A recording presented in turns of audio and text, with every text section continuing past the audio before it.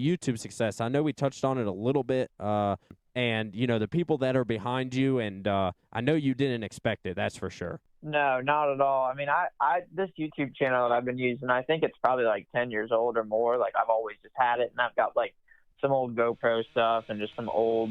I actually, from south of the border back in the day when my bike would break, I would film and like make edits for people and stuff like that. So it's just, I've always kind of been into the video like side of doing things and editing, stuff like that. Like, I've kind of just always had a little bit of a knack for it. Yeah. So maybe it was beginning of 2021, my girlfriend had started filming all my races the year before, and she was like, why don't you just start putting them on YouTube? Like, you know, we kind of just were figuring, you know, for the hell of it. And I was like, yeah, like, that's cool. Like, let's do it. And for the longest time, you know, not very many people were watching it, and like, I didn't really care. Like, I was just like, whatever, like, I'll put it up here and it'll be the main thing. We were like, you know, YouTube's free storage. Like, we can put whatever we want on here. So I was just throwing everything on YouTube. Yeah.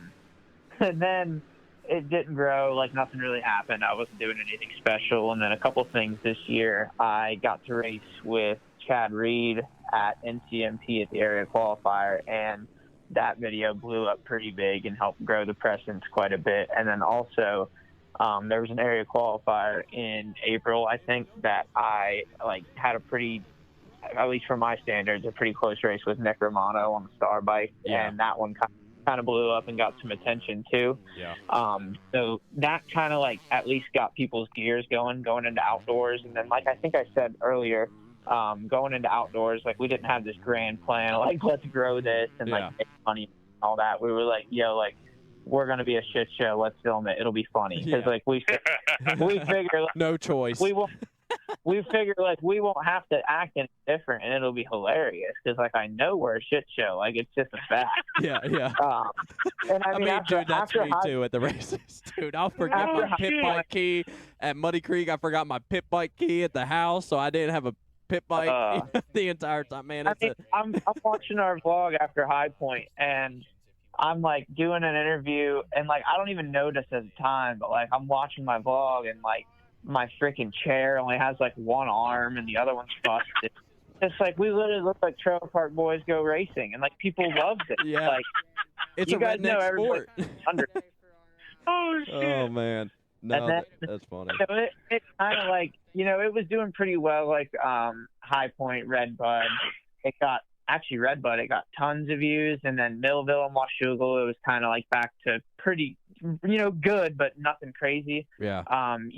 Unadilla, after the Sexton deal, it got a bunch of views, and then that's like whenever it started making money, which was insane to me. Like, I just refreshed it one day, and there was like, you know, a couple $100 in there that I never knew and existed. You were like, dude, this is sick. Yeah, and then the following week, so right after that happened, I was like, all right, like, YouTube's really catching on here. Like, we got to keep it going. And I'm sure you guys knew about all the claim deal with Deegan and all that drama after Loretta's. Like, literally, you couldn't look one way or the other without hearing or seeing the name Deegan. Yeah. And then Deegan was trying to get us pro points for Ironman, so he was having pro it, and I knew he was going to be at Bud. Yeah. And I was like, man, I'm going to be so tired, and I'm not going to be at my best. But man, is it going to be good for YouTube for me to race? It's going to be great content. That's really why I say it did. That was like by far my biggest video I had. Like, that one was, I think, like twice the amount of views that anything I had besides even the Chad Reed video was like substantially less than Deegan. I mean, you put Deegan on anything, like people are flocking to it. And that's how I thought it would work, and it went like exactly how I thought. So that is kind of what sealed the deal. Like, people just loved it. The fact that I did 2:30+2s at the National and then stayed and tried to race with those guys, and like, I didn't beat them, but I'll be damned if I didn't give them hell. Like, I tried my ass off. Yeah, no. Did you have any words with Hayden throughout any of it? I think you guys know each other from previous years, correct? No, not really. I talked to him and Brian a little bit, and they were super cool.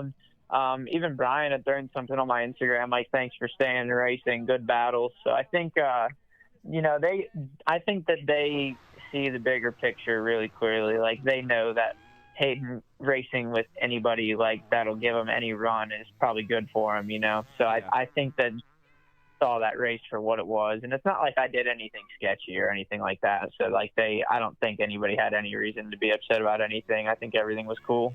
No, it definitely was, and it brought a lot of light to yourself, and that's awesome.